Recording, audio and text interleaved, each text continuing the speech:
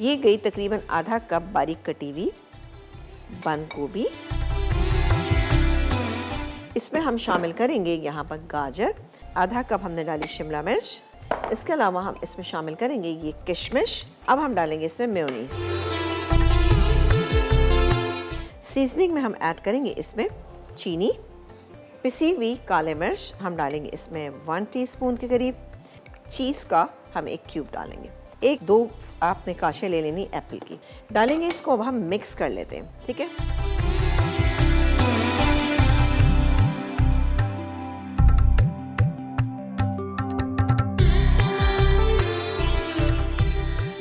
अच्छा, बटर आपने लिए, क्रॉसो मेरे पास यहाँ पे मौजूद है। थोड़ा थोड़ा हम इस पे बटर लगाएंगे।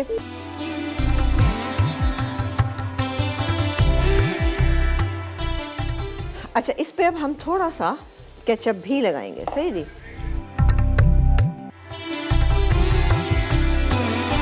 और अब मैं इसमें ये जो मैंने मिक्सचर ज़बरदस्त सा सैलेड का बनाया था ये डालूंगी, ठीक है।